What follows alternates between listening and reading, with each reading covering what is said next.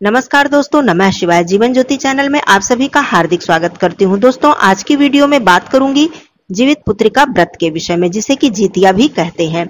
जीवित पुत्रिका व्रत आश्विन मास की कृष्ण पक्ष की अष्टमी तिथि को धारण किया जाता है। यह व्रत माताएं बहनें अपने संतान की दीर्घायु के लिए, उनके कल्याण के लिए धारण करती हैं। 24 घंटे निर्जला रखकर इस व्रत में अरियार बरियार नामक पौधे की पूजा की जाती है और सुबह नौमी तिथि पर सूर्योदय के साथ हमें इस व्रत का पारण करना होता है। गले में जितिया का धागा धारण करना होता है। आइए जानते हैं कि यह व्रत कब धारण किया जाएगा, तिथि कब से कब तक है, नहाए खाए कब करना है, सरगी का क्या नियम है, जिनकी सास नहीं है उनके लिए क्या नियम है और जिनकी सास है उनके लिए क्या नियम है, मातृनवमी का श्राद्ध भी करना है जिनकी सास नहीं है। तो ये सारी बातें आप लोग जानेंगे इस वीडियो में। वीडियो अच्छा लग जाए तो इसे लाइक कर दीजिएगा, शेयर कर दीजिएगा, कमेंट बॉक्स में नमः शिवाय जरूर लिखिएगा। दोस्तों, आइए आगे बढ़ते हैं। सबसे पहले बता दूं कि इस बार 2024 में 25 सितंबर दिन बुधवार को जीवित पुत्रिका का व्रत धारण किया जा रहा है। 24 सितंबर को बहनें नहाए खाए का जो नियम है वो करेंगी। अब यहाँ पर बता दूं कि नहाए खाए का नियम या पारण का नियम या पूजन का नियम, ये सब अपने जो कुल की परंपरा होती है, मतलब सबके घर के सबके खानदान और कुल की अलग अलग परंपरा होती है, उसको आपको लेकर चलना है। उसी नियम के अनुसार आपको सारे कार्य करने हैं। थोड़े थोड़े नियम में बदलाव होते हैं, हर जगह के नियम कुछ अलग होते हैं, लेकिन निर्जला यह व्रत हर जगह रखा जाता है।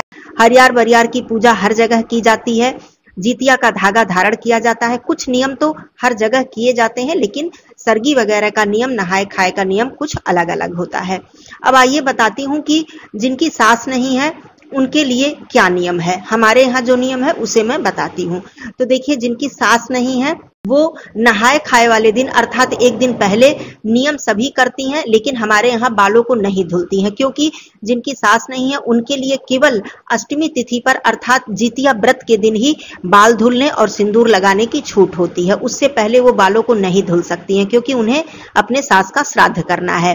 तो ये नियम हमारे यहाँ लिया जाता है। बाकी सरगी के सभी नियम वो करती हैं, और जिनकी सास है वो लोग एक दिन पहले बालों को धुलकर नहाए खाए का नियम करती हैं। अब यहाँ पर बात करती हूँ सरगी की। तो देखिए, बहुत से लोग सरगी मतलब सुबह जो भोर में 3 से 3:30 बजे के बीच में सरगी खाई जाती है उस नियम को करते हैं, लेकिन हमारे यहाँ सरगी नहीं खाते हैं, रात्रि में ही वो नियम करते हैं। जो नियम मतलब खाने का जो नियम होता है कि क्या खाकर हमें व्रत को शुरू करना है, वो नियम हमारे यहाँ रात्रि में ही होता है। इसीलिए इस व्रत को और कठिन माना जाता है, क्योंकि हम सुबह भोर में भी पानी नहीं पी सकते हैं। रात्रि में जो भी हम खा पी कर सोते हैं वही हम पूरा दिन निर्जला रखेंगे, फिर पूरी रात्रि, फिर अगले दिन मतलब नौमी तिथि में सूर्योदय के बाद ही हम लोग जाकर फिर पारण करते हैं, पानी पीते हैं और जितिया धारण करते हैं। तो हमारे यहाँ सरगी का नियम नहीं है। हमारे यहाँ रात्रि का जो नियम है वो बिना लहसुन प्याज का चावल दाल पूड़ी सब्जी बनती है, जिसमें कि सरपुतिया की सब्जी केवल बनती है, और कोई अन्य सब्जी खाकर हम लोग व्रत नहीं रखते हैं। दही का सेवन करते हैं, उड़द की दाल का सेवन करते हैं। दूध किसी भी रूप में हम लोगों को नहीं खाना होता है। संतान के किसी भी व्रत में दूध का सेवन करके हम लोग व्रत को प्रारंभ नहीं करते हैं। तो चावल दाल सरपुतिया की सब्जी पूड़ी और उड़द की दाल जो होती है उसमें उड़द की दाल का प्रयोग करते हैं, चाहे उसमें थोड़ा सा उड़द की दाल मिला लें या फिर केवल उड़द की दाल बनाएं। तो ये नियम होता है। अब बात करती हूँ जिनकी सास नहीं है। तो जिनकी सास नहीं है वो सरपुतिया के पत्ते पर भोजन निकालती हैं अपने सास के लिए, चील सियारिन के लिए, जीमूतवाहन भगवान के लिए, उन्हें अर्पित करती हैं, उनसे प्रार्थना करती हैं, उसके बाद ही भोजन रात्रि का ग्रहण करती हैं। तो इस तरह से इसे आप सरगी का नियम कह लें या फिर रात्रि का नियम कह लें, यही नियम हमारे यहाँ किया जाता है। लेकिन जिसके यहाँ सरगी खाई जाती है तो वो लोग भी इस तरह से, किसी के यहाँ गुलगुले बनते हैं, किसी के यहाँ पुए बनते हैं, किसी के यहाँ इसी तरह से उड़द की दाल वगैरह बनती है, लेकिन सरपुतिया की सब्जी हर जगह बनती है। तो ये नियम आप लोग अपने हिसाब से कर लीजिएगा। अब बात करती हूँ दातून की। तो दातून यदि आप सरगी खा रही हैं तब भी आपको उससे पहले दातून करना है। इस व्रत में गडरा नाम का एक पौधा होता है, हो सकता है आप लोग जानती हो। गडरा नाम का एक पौधा होता है, उसी की दातून हम लोग करते हैं। जैसे कि हलषष्ठी में महुआ की दातून करते हैं, उसी प्रकार गडरा की दातून करते हैं। अन्य कोई पेस्ट और ब्रश या अन्य कोई दातून इस व्रत में नहीं करते हैं। तो आप लोग जो भी दातून करती होंगी उसे करिएगा, लेकिन ब्रश और पेस्ट का इस्तेमाल मत कीजिएगा। तो सरगी के समय भी कर लीजिएगा और फिर सुबह जब आप स्नान करेंगी तब भी दातून कर लीजिएगा, और फिर शाम की जब पूजा में हम लोग दातून करके फिर से स्नान करते हैं, जब हम लोग पौधे की पूजा करते हैं। तो ये सारा काम करके आप लोग व्रत को शुरू कीजिएगा। अब बात करती हूँ पूजा विधि की। इस व्रत को निर्जला धारण करना होता है और जब तीसरा प्रहर होता है मतलब शाम 4 बजे के बाद से इस व्रत का जो है वो पूजन होता है, जो कि बरियार के पौधे से किया जाता है। यह पौधा आप अपने घर पर लगाकर करें गमले में, या फिर जहां पर ये पौधा आपको मिले वहां जाकर पूजा करें। हम लोग इस पौधे को जहां वो पौधा उगा होता है वहीं पर जाकर पूजा करते हैं। तो अपने आंचल में सबसे पहले हम लोग कुछ सामग्री लेते हैं। अब यह भी अलग अलग जगहों पर अलग अलग सामग्री होती है। कहीं पर जो सतंजा होता है मतलब 7 अनाज को भिगाकर पहले से रखा होता है उसे अपने आंचल में लेते हैं। कुछ जगहों पर भिगोया हुआ चना लेते हैं और कुछ जगहों पर उड़द और चावल लेते हैं, मतलब साबुत उड़द और चावल। हमारे यहाँ साबुत उड़द और चावल को मिक्स करके अपने आंचल में लेते हैं। इसी को रास्ते में गिराते हुए थोड़ा थोड़ा करके हम लोग उस स्थान पर जाते हैं जहां वो पौधा है। तो वहां पर जाते हैं और जीतिया का जो धागा है उसे भी लेकर जाते हैं। सिंदूर, धूप, दीप, पुष्प, सरपुतिया का 8 पत्ता जो कि कटा फटा बिल्कुल नहीं होना चाहिए उसे लेते हैं। ये सब लेकर हम जाते हैं। और जिनकी सास नहीं है वो कुछ एक्स्ट्रा सामान लेती हैं, जैसे कि वो भिगाई हुई खली, जो सरसों की खली होती है जिससे तेल निकलता है, उसके बाद जो खली बचती है उसको भिगा कर लेती हैं। ये गडरा की जो दातून है ये दातून लेती हैं।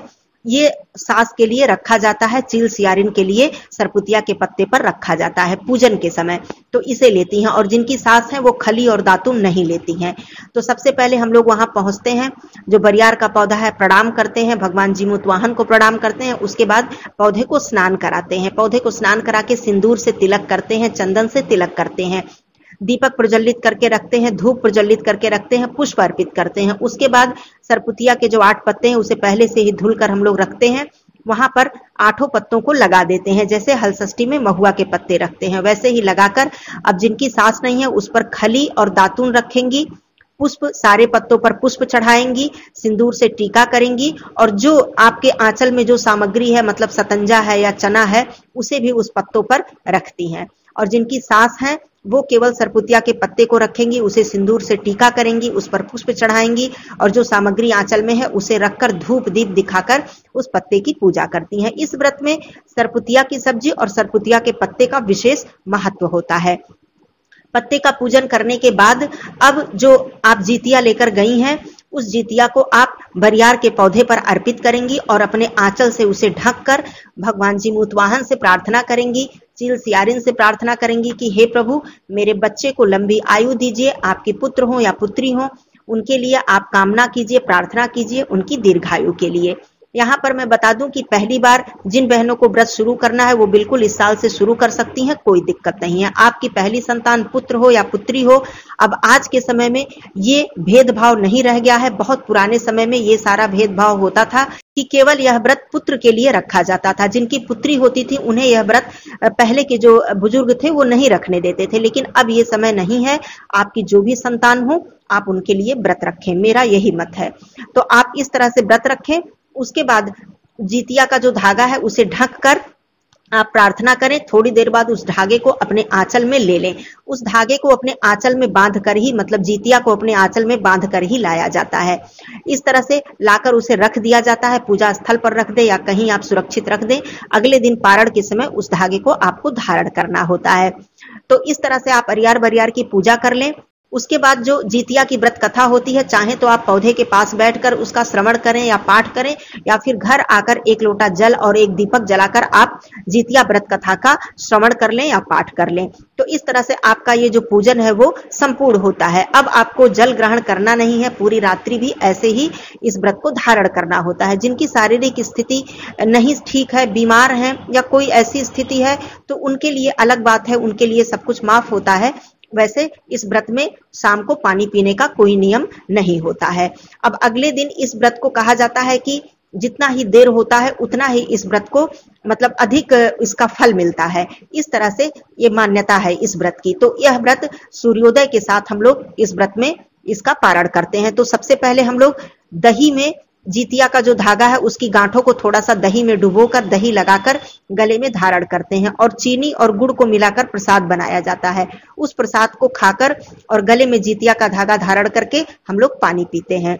अब यहाँ पर बात करूं कि जिनकी सास नहीं है उनको श्राद्ध करना है तो वो कोई भी अनाज वाली वस्तु नहीं खाएंगी, केवल वो जल ग्रहण करके जीतिया धारण करके पारण कर लेंगी और अपने सास का श्राद्ध करके ही भोजन करेंगी। लेकिन इस बार ऐसा नहीं है। इस बार 25 तारीख को ही अर्थात जितिया व्रत के दिन ही सास का श्राद्ध भी करना है। तो आप लोग जो भी बहनों की सास नहीं है वो इसी दिन सास का श्राद्ध करेंगी। अब आप लोग सोचेंगे कि अष्टमी तिथि है तो श्राद्ध कैसे करें। तो यहाँ पर मैं बता दूं कि अष्टमी तिथि 24 सितंबर को अर्थात मंगलवार को प्रारंभ हो रही है दोपहर 12:39 पर और यह समाप्त हो रही है 25 सितंबर दिन बुधवार को 12:11 पर।